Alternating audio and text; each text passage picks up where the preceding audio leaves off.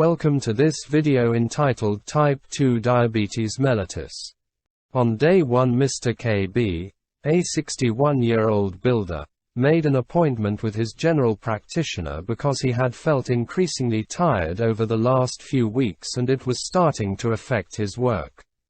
He also complained of feeling thirsty and of going to the toilet frequently to urinate, especially during the night, which was unusual for him. His late mother had a history of type 2 diabetes mellitus. The general practitioner dipped his urine, which was positive for glucose but not ketones and a trace of protein. His random blood sugar was 11.5 millimoles per liter and his blood pressure BP 156 systolic 90 diastolic. He rarely came to see the general practitioner. His previous medical history was osteoarthritis of the knee, for which he was taking the following medications: diclofenac 50 mg orally 3 times daily after food, omeprazole 20 mg orally daily for gastroprotection. The general practitioner asked Mr. KB to come back for a fasting blood glucose test the next morning. On day 4, his fasting blood glucose was reported as 8.1 millimoles per liter. The reference range is 6.0 to 7.0. An appointment was made for Mr. KB to see the clinical pharmacist, a non-medical prescriber, to discuss the result. On day 7, the clinical pharmacist explained to Mr. KB that his reported symptoms +1 fasting plasma glucose equal to or greater than 7 millimoles per liter confirmed a diagnosis of type 2 diabetes mellitus, as per World Health Organization criteria. A thorough explanation of the cause of diabetes and how it can be managed was given. Mr. KB was shocked and upset by the diagnosis, but was keen to understand what he could do to help himself feel better. The clinical pharmacist discussed his diet and lifestyle and what impact this would have on his condition. Mr. KB admitted to smoking 20 to 30 cigarettes per day, drinking 40 units of alcohol a week, eating lots of sugary and fatty foods and doing little physical activity. He was obese, with a weight of 105 kilograms, body mass index 32, and a waist circumference of 124 centimeters. His BP was 152 systolic 96 diastolic. Mr. KB was advised to start modifying his diet and to increase his physical activity, building up to at least 30 minutes 5 times per week. He was also given a file of written information and leaflets about type 2 diabetes mellitus, diet, exercise and diabetes-related complications to reinforce the discussions. He consented to being referred to the primary care dietitian, for which he was asked to complete a food diary. He was also referred to the structured education program and for retinopathy screening, as well as being advised to make an appointment with an optician for a visual acuity test, and to notify his car insurance company of the diagnosis. A follow-up appointment was arranged for 1 month later.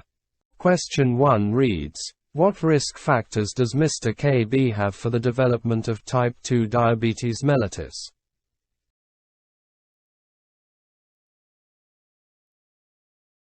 Mr. KB's risk factors are his age, obesity, family history and lifestyle. Type 2 diabetes mellitus is most commonly diagnosed in people over the age of 40, although it is now not unusual in younger people owing to the rise in obesity. Obese individuals usually develop insulin resistance, where the normal biological response to insulin in liver, muscle and fat cells is impaired, resulting in high circulating glucose levels. The pancreas overcompensates by producing more insulin, but eventually cannot keep up with demand, so glucose levels remain high despite higher than normal insulin levels, that is hyperinsulinemia. Lifestyle factors are particularly important, as the consumption of excess calories from food and alcohol, combined with a lack of physical activity, will inevitably lead to weight gain and subsequent obesity. The strong genetic link with type 2 diabetes mellitus is well documented. Question 2 reads, what are the management priorities for Mr. KB?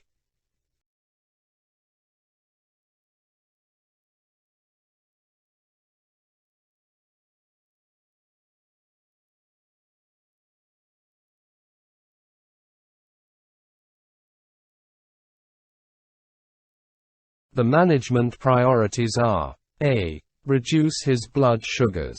B. Treat his hypertension. C. Encourage him to stop smoking. D. Help him to lose weight. E. Lower his cholesterol levels. And F. Monitor and prevent the development of complications. A diagnosis of type 2 diabetes mellitus has a major impact on lifestyle, health, psychological well-being and life expectancy. It is a chronic and progressive long-term condition with a multitude of influential components that will dictate whether an individual will go on to develop serious complications. The National Service Framework for Diabetes, abbreviated as NSF 2001, aimed to raise the standards of diabetes care and improve consistency in care regardless of the geographical area where it is provided. Standard 4 of the National Service Framework sets out key interventions to help reduce the development of microvascular, e.g. retinopathy, neuropathy and nephropathy, and macrovascular, i.e. cardiovascular, complications. These can be summarized as follows. A. Improve blood glucose control. B. Control raised BP. C. Reduce raised cholesterol levels. D. Encourage smoking cessation. And E. Regular recall and review. It can be a challenge to prioritize these recommendations, as the UK Prospective Diabetes Study, abbreviated as UKPDS, showed that tight control of BP may be more important than blood glucose control in reducing cardiovascular disease, but that microvascular disease could be prevented by tight blood glucose control. Smoking cessation is frequently cited as being even more important than both of these factors. This is due to the significant increased risks associated with smoking of developing both microvascular and macrovascular complications. As it is not possible to address all risk factors at the same time, it is essential that the individual's beliefs and expectations are taken into account at an early stage. There is little benefit in persevering with a smoking cessation attempt if the patient is not ready to give up, whereas the provision of information to help lower blood sugars to help improve the physical symptoms of diabetes mellitus, e.g. thirst, polyuria, tiredness will have a greater impact on the patient's well-being and may help to make them feel more in control of their condition. Type 2 diabetes mellitus is a complex long-term condition that a patient may well have been suffering from unknowingly for some years prior to diagnosis, so there is no urgency to address everything immediately. However, it is vital that newly diagnosed patients are made aware of all the risks and benefits of interventions at the outset, to help them make informed choices about their condition. Question 3 reads, outline a pharmaceutical care plan for the initial management of Mr. KB.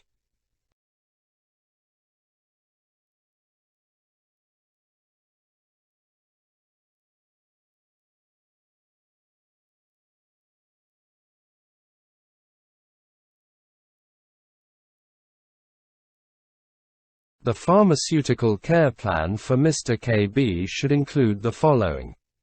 A. Ensure that appropriate prophylactic medications, i.e. aspirin and statin, and therapeutic, i.e. antihypertensives, oral hypoglycemics medications are prescribed at the optimal dosages. B. Review current prescription and non-prescription medications for drugs that may now be contraindicated, e.g. non-steroidal anti-inflammatory drugs, i.e. NSAIDs in deteriorating renal function, or cause blood sugars to rise, e.g. corticosteroids, thiazide diuretics, and glucosamine. C. Monitor outcomes of drug therapy for efficacy and side effects. Specifically, monitor BP, sodium, potassium and estimated glomerular filtration rate, eGFR, antihypertensive therapy, and serum lipids and liver function, i.e. cholesterol-lowering therapy. D.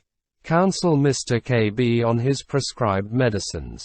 Support this with appropriate written information, e.g. medication reminder chart and relevant patient information leaflets. This will ensure his full understanding and help support adherence. E. Address Mr. KB's concerns and anxieties about his diagnosis and treatment. F. Discuss how Mr. KB can reduce his risk factors for developing complications of diabetes mellitus, e.g. smoking, obesity, high salt, sugar, fat intake, and lack of physical activity. G. Ensure Mr. KB understands what follow-up care will be required. Question 4 reads, what dietary advice would you give to Mr. KB?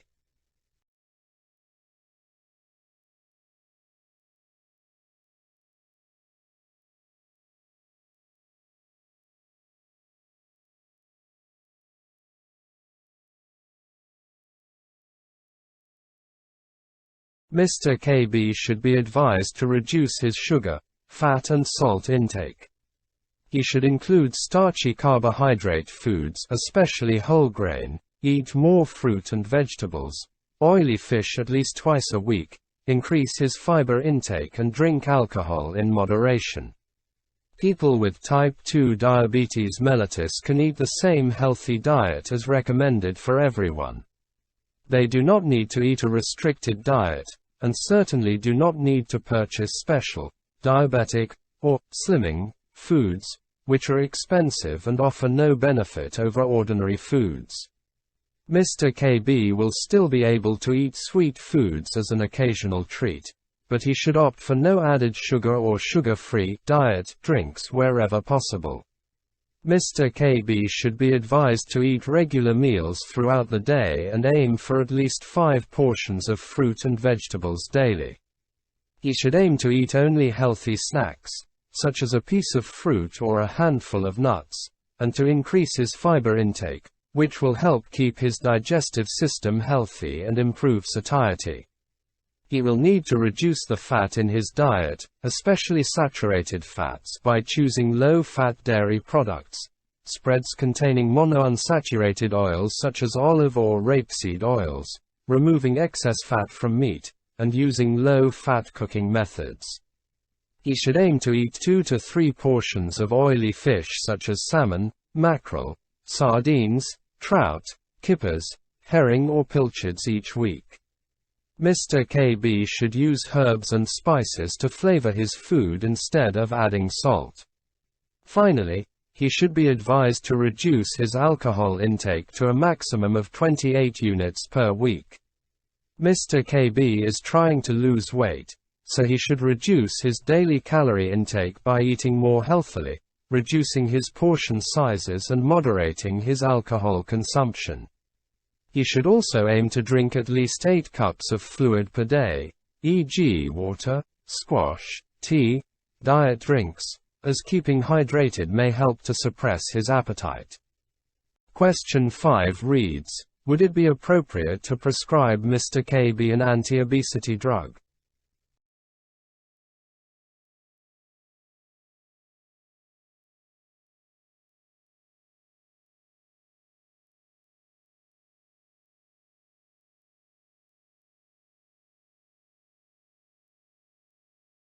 The correct response is, yes, it would be appropriate to prescribe an anti-obesity drug such as orlistat.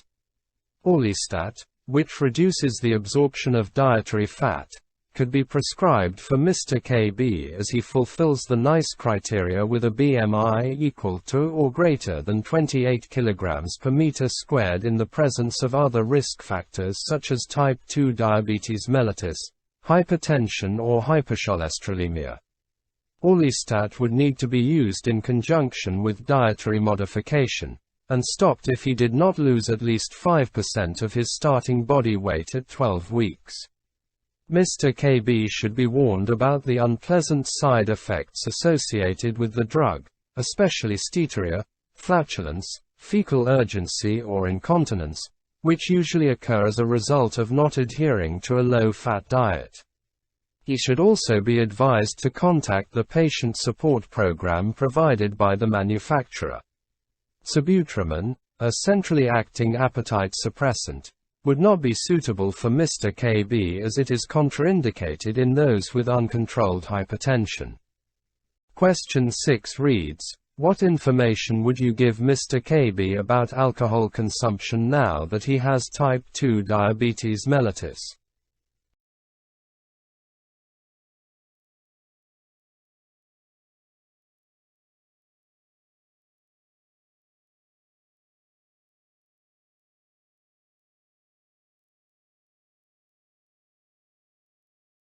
Mr. KB does not need to give up alcohol completely, but should moderate his intake to a maximum of 3 to 4 units per day. The recommendations for alcohol intake for people with type 2 diabetes mellitus are the same as for the general population, i.e. 2 to 3 units per day for women and 3 to 4 units per day for men. Alcoholic drinks should preferably be taken before, during, or shortly after a meal, and never on an empty stomach to prevent hypoglycemia, most likely in patients on sulfonylureas or insulin. Low-calorie beers or cider offer no benefit over standard drinks owing to their higher alcohol content, and low-alcohol wines, sweet sherries and liqueurs will have a higher sugar content so should also be limited. Question 7 reads, how would you explain to Mr. KB why giving up smoking is so important, and how could you help him to achieve this?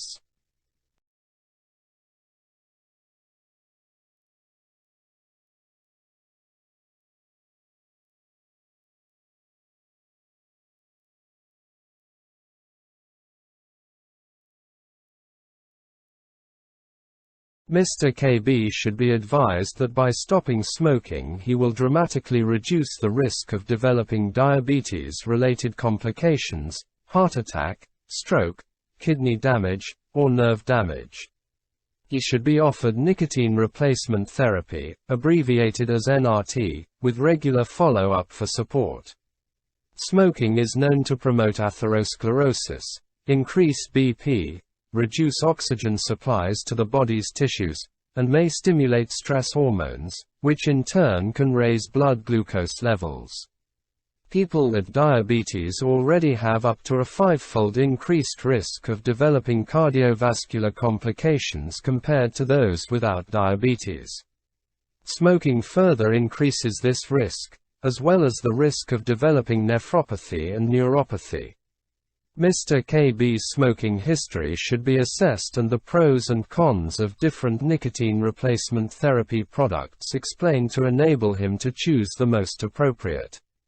He should be reviewed on a regular basis and nicotine replacement therapy continued for the recommended period, usually a minimum of 12 weeks. It is worth reinforcing healthy eating advice at this stage, because of the fear of weight gain, which often occurs as a result of giving up smoking. Bupropion would not be appropriate for Mr. KB as it should not be prescribed to patients with other risk factors for seizures, such as diabetes. Varenicline may be considered if nicotine replacement therapy fails, but should be used with caution in patients with a history of psychiatric illness, including depression. Question 8 reads, how long should Mr. KB be given to improve his glycemic control through lifestyle measures before starting an oral hypoglycemic agent?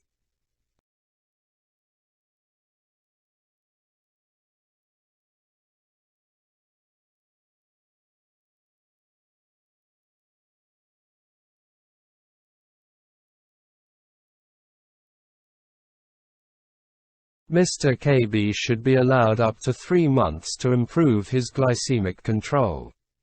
The current recommendations are that a person newly diagnosed with type 2 diabetes mellitus should be encouraged to try diet and exercise for up to 3 months in order to control their blood sugars. This should be reviewed 6 weeks after diagnosis to check whether symptoms have improved. If not, the patient should be given the option of whether to start oral hypoglycemic agents or to continue with lifestyle modifications for a further 6 weeks. The latter is preferred, but not all patients will be willing or able to achieve this, and further consultations may be warranted. The importance of reducing glycated hemoglobin (HbA1c) is demonstrated in UKPDS where, for every 1% reduction, there was an associated risk reduction of 21% for any diabetes-related endpoint and 37% for microvascular endpoints. It is possible for more than 50% of patients with a new diagnosis of type 2 diabetes mellitus to achieve optimal glycemic control without the use of oral hypoglycemic agents, even if their starting sugars are as high as 20 millimoles per liter. Studies are currently in progress looking at the effects of intensive diet and/or physical activity input on maintaining optimal blood glucose control in the 18 months after diagnosis. However, it is important to bear in mind the progressive nature of diabetes mellitus, so lifestyle modifications will only act by delaying and not preventing the use of medication in the future. During month 2, Mr. KB returned to the clinical pharmacist, having seen the dietitian 2 weeks earlier. At that appointment he had been given detailed healthy eating advice after assessment of his food diary, and had also been advised to reduce his portion sizes and alcohol intake. He had been unaware that he was consuming excess calories and said he would try to cut down, although he knew this would not be easy. He was still feeling tired and urinating frequently, but preferred to continue diet control rather than start oral hypoglycemic agents. Mr. KB's foot assessment was unremarkable and general foot care advice was given. He denied any erectile dysfunction. His BP at this visit was 158 systolic, 96 diastolic, and his weight was 103 kg. A random blood sugar level was 12.7 millimoles per liter. His serum biochemistry and hematology results were: glycated hemoglobin, HbA1c, 8.6%. The reference range is 6.5 to 7.5%. Thyroid stimulating hormone 3.9 megaunits per liter. The reference range is 0.35 to 5 megaunits per liter. Sodium 138 millimoles per liter. The reference range is 133 to 145 millimoles per liter. Albumin 39 grams per deciliter. The reference range is 35 to 50. Potassium 4.1 millimoles per liter. The reference range is 3.5 to 5.2 millimoles per liter. Total cholesterol 6.1 millimoles per liter. The reference range is less than 4 millimoles per liter. Triglycerides 3.0 millimoles per liter. The reference range is less than 2.3 millimoles per liter. Cholesterol to HDL ratio 6.8. Creatinine 78.0 micromoles per liter. The reference range is 50 to 95 micromoles per liter. High-density lipoprotein (HDL), cholesterol 0.9 millimoles per liter. The reference range is greater than 1.2 millimoles per liter. Estimated glomerular filtration rate (eGFR), 71 milliliters per minute per 1.73 meters squared. That is chronic kidney disease stage 2 if there is evidence of existing renal disease. Low-density lipoprotein (LDL), cholesterol 4.5 millimoles per liter. The reference range is less than 2 millimoles per liter. alanine aminotransferase (ALT), level 46 international units per liter. The reference range is 5 to 40 international units per liter. Alkaline phosphatase 37 international units per liter. The reference range is 5 to 40 international units per liter. Urine albumin, creatinine ratio 2.4 mg per millimole. The reference range is less than 3 mg per millimole. Question 9 reads, which antihypertensive agents would be most appropriate for Mr. KB and why?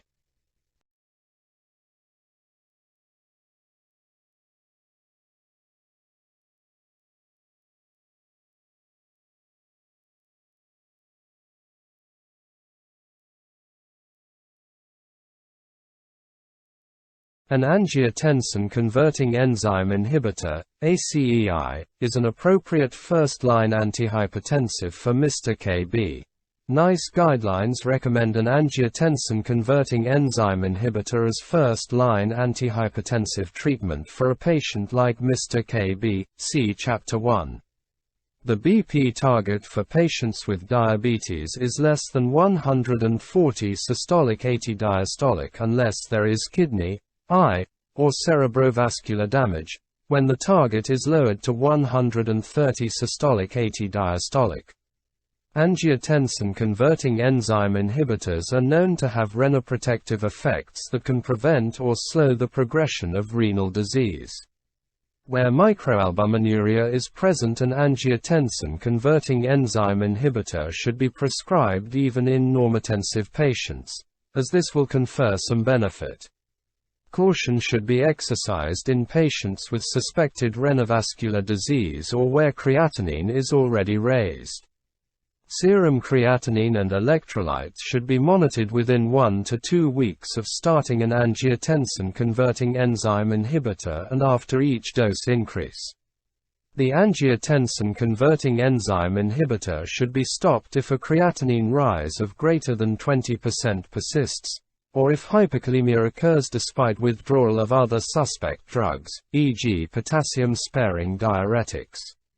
Angiotensin II receptor blockers (ARBs) should only be used in place of an angiotensin-converting enzyme inhibitor where continuing intolerance, other than hyperkalemia or deterioration in renal function occur. In some cases it may be reasonable to try an alternative angiotensin-converting enzyme inhibitor before changing to an angiotensin II receptor blocker. Question 10 reads, would you make any adjustment to Mr. KB's pain relief therapy at this stage?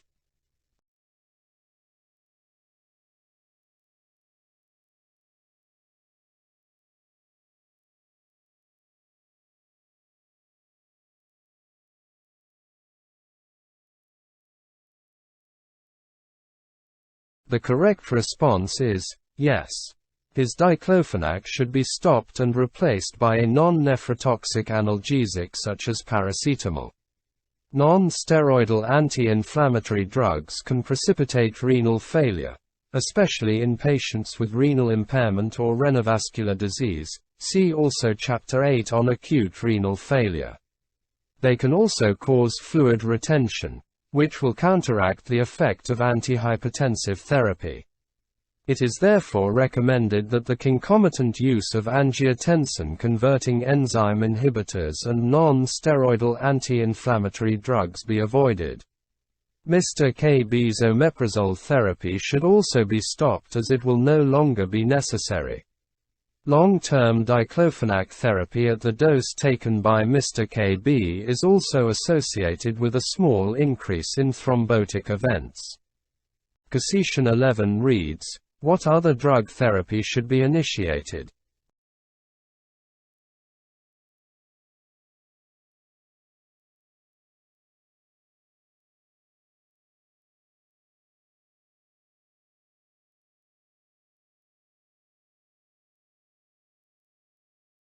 Aspirin and statin prophylaxis should be initiated. The NSF and NICE recommend primary prevention with antiplatelet agents for patients over 50 years of age, or younger patients with significant cardiovascular risk. Low-dose aspirin, that is 75 mg, daily should be initiated only when BP is less than 145 systolic 90 diastolic. Clopidogrel 75 mg daily may be considered only where true aspirin intolerance has been demonstrated. Co-prescription of a proton pump inhibitor may be warranted in patients at higher risk of gastrointestinal side effects from aspirin. It is also recommended that all diabetic patients over the age of 40 should have simvastatin 40 mg daily irrespective of the starting cholesterol level. With a cholesterol to HDL ratio of 6.8, Mr. KB already has an increased cardiovascular risk and should start simvastatin 40 mg daily, which should be titrated until a total cholesterol of less than 4 millimoles per liter is reached according to NICE Clinical Guideline 66. He should be advised to take this either after his evening meal or at bedtime, as the body's natural cholesterol production occurs during this time. It is also important to mention that he must avoid grapefruit juice, as this can raise statin plasma concentrations. Mr. KB also has a raised triglyceride level, which should be monitored and a fibrate started if it does not reduce to below 2.3 millimoles per liter despite a statin and lifestyle modifications.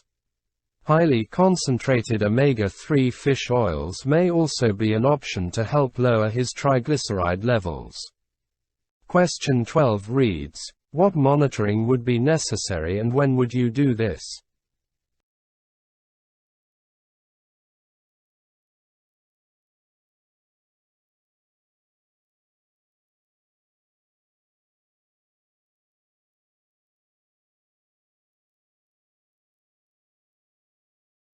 Mr. KB should be warned about potential side effects of the medications and asked to return in 1 month for review and in 3 months for blood tests. Mr. KB should be warned about the potential gastrointestinal side effects of aspirin and advised not to take it on an empty stomach. It may be necessary to reinstate omeprazole if he is unable to tolerate aspirin alone. He should also be advised about the side effects of statins, most commonly nausea and muscle aches or cramps. He should be asked to contact the surgery immediately should he develop any muscle problems because of the small risk of myositis. Mr. KB should have a blood test in 1 month to recheck his HbA1c, i.e. 3 months after his diagnosis and previous test. NICE guidelines recommend this should be below 6.5%, otherwise oral hypoglycemic agents should be started. He should also have routine blood tests for his serum lipids and liver function in 3 months' time. Question 13 reads, is self-monitoring of blood glucose, SMBG, appropriate? How would you explain the benefits of self-monitoring of blood glucose to Mr. KB?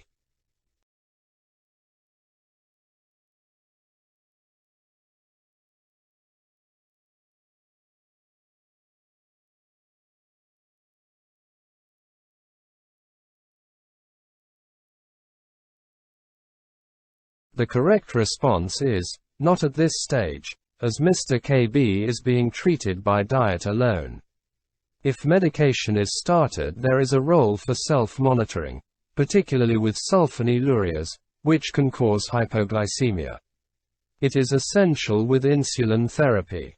Urine testing is no longer considered of any benefit as it does not identify hypoglycemia, can only detect levels above the renal threshold, usually 10 millimoles per liter, and does not provide any information about current blood levels. Blood glucose testing is now the preferred method of monitoring glycemic control. Despite the current lack of evidence, self-monitoring of blood glucose is considered beneficial in conjunction with education and support. Patients should be taught when and how to test, and how to interpret and use the results to modify diet and lifestyle. The healthcare professional can use the results in conjunction with the HbA1c, which provides an average over the previous 2 to 3 months to adjust medication doses and provide tailored dietary advice. People with type 2 diabetes should generally test up to twice weekly, but there may be circumstances when they may need to test more often, for example before driving, during a period of illness, pregnancy, postprandial hyperglycemia, loss of hypoglycemic awareness, if on insulin, or if there is a change in diet, physical activity or medication regimen. Self-monitoring of blood glucose may improve Mr. KB's confidence and motivation as well as providing him with reassurance about controlling his diabetes. Month 4 Mr. KB attended for his 3-month review. His current medication was aspirin dispersible 75 mg orally daily, ramipril 5 mg orally daily, simvastatin 40 mg orally at night, and paracetamol 1 gram orally 4 times daily. His BP had reduced and was now 144 systolic 88 diastolic. His weight had reduced to 101 kg. His HbA1c was 8.2%.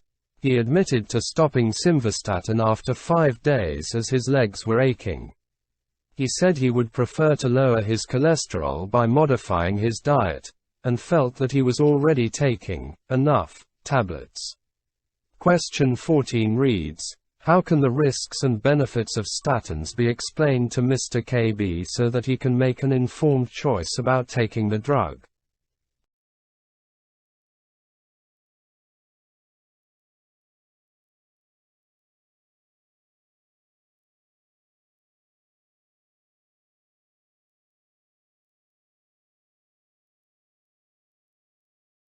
Mr. KB should be given information about the well-documented cardiovascular protection benefits of statins as well as their potential side effects.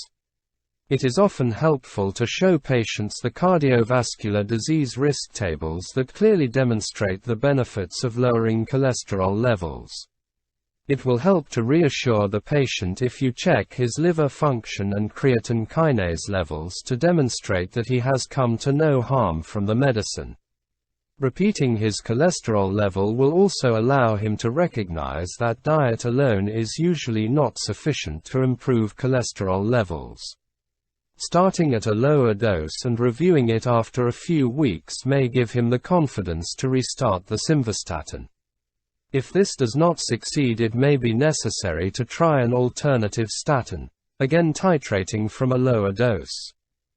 Question 15 reads, which oral hypoglycemic agent would you recommend for Mr. KB and why?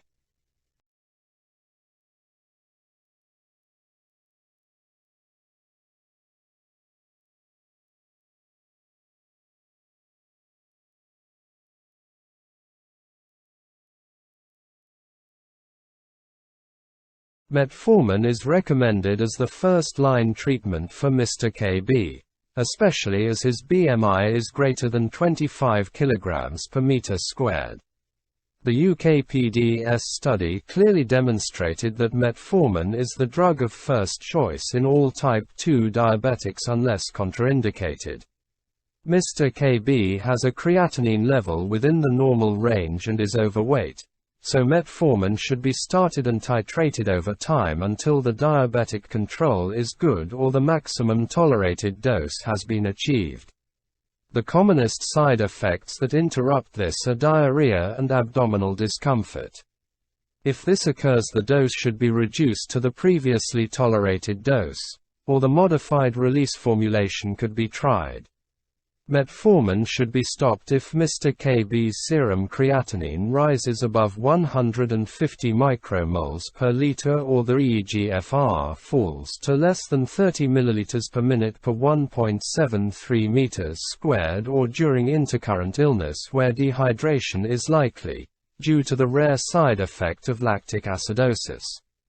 At this stage, Mr. KB should be advised to inform the DVLA that he has been started on medication for diabetes, and if he were under 60 he would now be entitled to free prescriptions.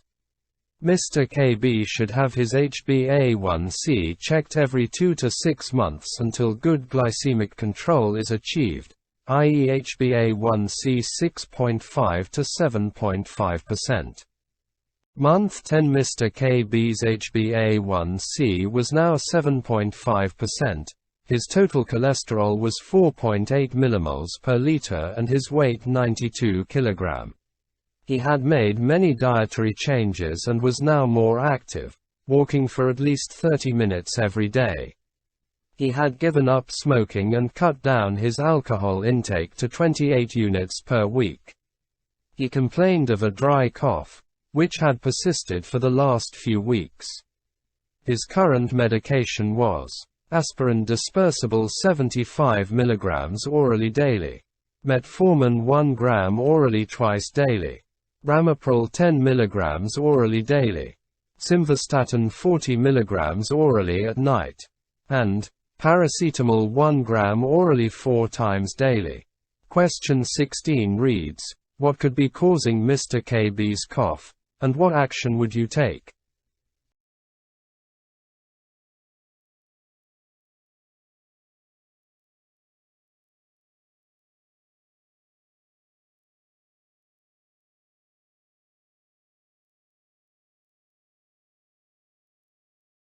Ramipril is likely to be causing Mr. KB's cough. Either an alternative angiotensin-converting enzyme inhibitor should be tried or he should be changed to an angiotensin II receptor blocker. It is important to consider other causes of chronic cough, particularly in an ex-smoker, and a full history and examination, possibly including X-ray, should be undertaken. However, it is likely to be the angiotensin-converting enzyme inhibitor causing the dry cough, as it is a well-documented side effect, occurring in 10 to 20% of patients owing to the inhibition of the breakdown of bradykinins, which stimulate the synthesis of nitric oxide, leading to inflammatory effects on bronchial epithelial cells. The possible risks and benefits in changing his antihypertensive medication should be discussed with Mr. KB. If he elects to try an alternative medication, then an angiotensin II receptor blocker would be the most appropriate choice. Mr. KB should be warned that the cough may not completely resolve for up to 2 to 3 months after the angiotensin-converting enzyme inhibitor has been stopped. Question 17 reads, which oral anti-diabetic agent would you add in at this stage and why?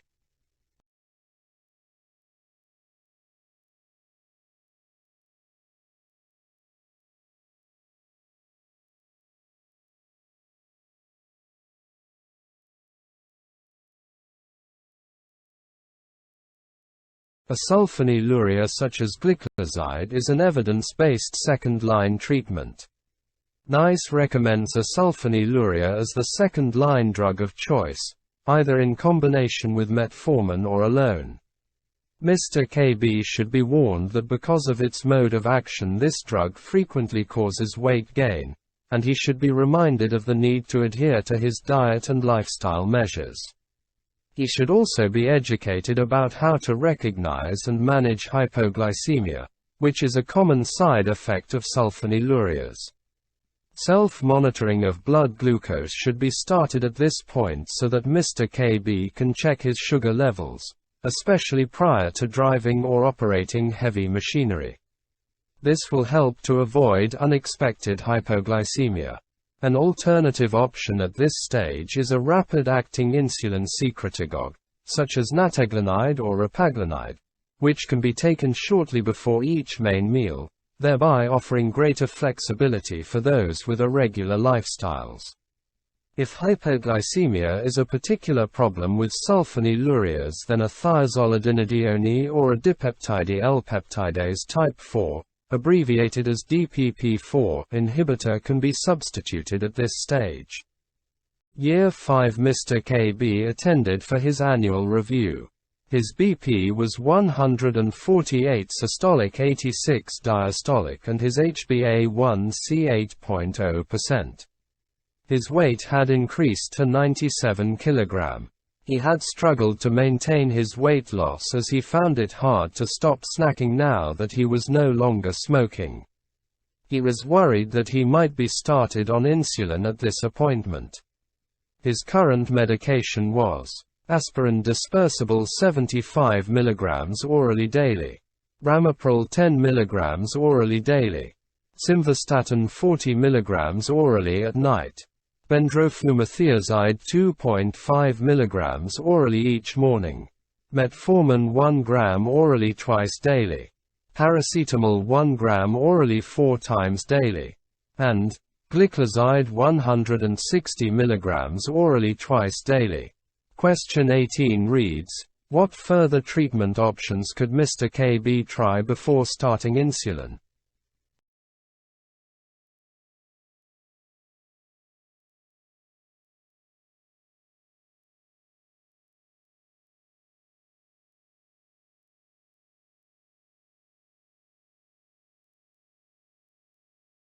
A thiazolidinedione such as pioglitazone. The thiazolidinedions, also referred to as glitazones, reduce peripheral insulin resistance by making muscle and adipose cells more sensitive to insulin. They also suppress hepatic glucose production. Glitazones can be used as adjunct therapy and very occasionally have a place in triple therapy if it is essential to avoid insulin. If Mr. KB has an HGV license, he may, after counseling, prefer to try this until his retirement, when he can give up his HGV driving. Glitazones should not be started if there is any evidence of heart failure or a higher risk of failure. Rosiglitazone is now contraindicated in patients with acute coronary syndrome, and not recommended for use in patients with ischemic heart disease or peripheral arterial disease. Mr. KB should be warned that glitazones can also cause weight gain, usually as a result of significant fluid retention, and if he chooses to start a glitazone, advised to seek medical advice if this occurs. Liver toxicity is rare. However, it would be prudent to check liver function before and 1 month after a glitazone is initiated. Acarbose, an inhibitor of intestinal alpha-glucosidases, delays the digestion of starch and sucrose, which can lower postprandial hyperglycemia. It may be an option for patients unable to tolerate other agents, as it can reduce HbA1c by 0.5 to 1%. Although in practice its use tends to be limited by the high incidence of gastrointestinal side effects, such as flatulence and abdominal discomfort. More recently, newer agents have been included in NICE guidelines which work by enhancing the natural incretin hormone glucagon-like peptide 1, abbreviated as GLP-1. Dipeptide L-peptidase type 4 inhibitors, or gliptins, for example sitagliptin and vildagliptin, work by inhibiting the enzyme dipeptide L-peptidase type 4, responsible for the breakdown of glucagon-like peptide 1 in the small intestine. Glucagon-like peptide 1 works by stimulating glucose-dependent insulin secretion as well as suppressing glucagon levels, delaying gastric emptying and reducing appetite. Gliptins are now recommended as second-line therapy, particularly where there is a significant risk of hypoglycemia, or its consequences. They are weight neutral, and have been shown to reduce HbA1c by approximately 0.5%. The other new agent, exenatide, is a peptide that mimics glucagon-like peptide 1, and is given as a twice-daily subcutaneous injection. It not only lowers blood glucoassay levels with a low risk of hypoglycemia, but also has a highly advantageous weight-lowering effect.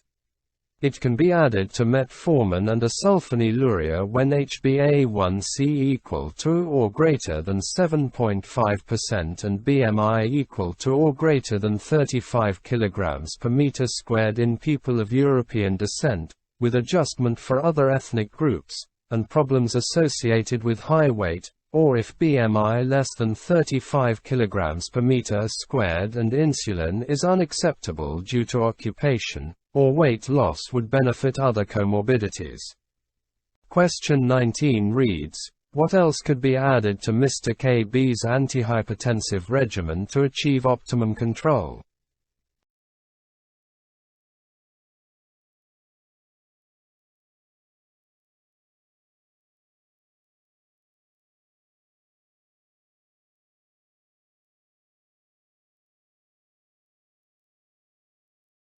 A calcium channel blocker could be added to help lower Mr. KB's BP further. Mr. KB is already on the maximum doses of an angiotensin-converting enzyme inhibitor and diuretic, so the next choice, as suggested by NICE guidelines, would be a calcium channel blocker.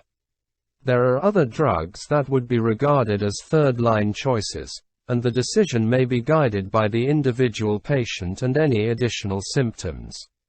For example, if the patient has established ischemic heart disease, a beta blocker is indicated, or if they have urinary symptoms such as frequency, it may be appropriate to consider an alpha blocker.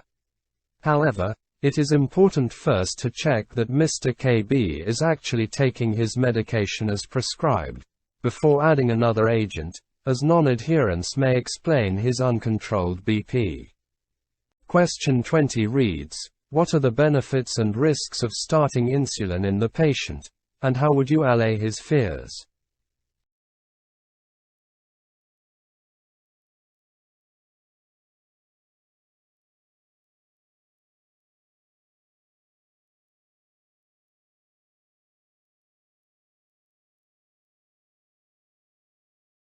Mr. KB has had type 2 diabetes mellitus for 5 years and his control is not optimal. Current recommendations are that he should be considered for insulin therapy.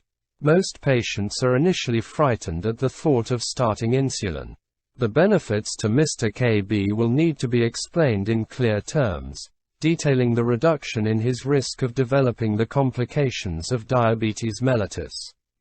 Perversely, many patients gain weight on insulin, and this should be explained to allow the patient to adapt their diet if possible and to manage their expectations.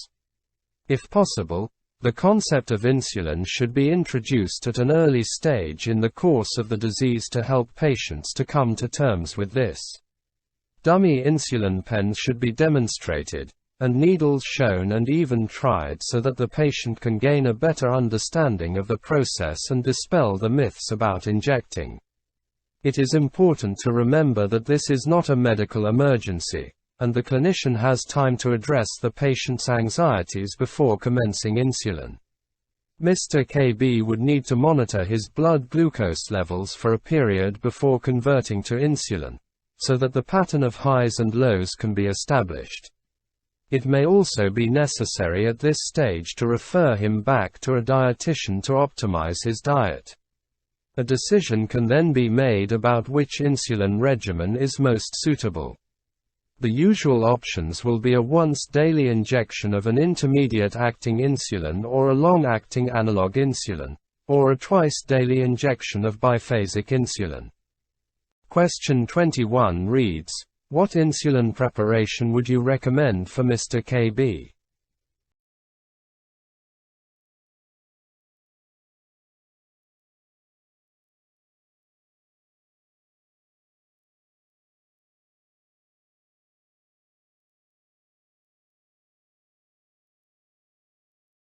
Insulins are broadly divided into 5 categories, depending on the duration of action.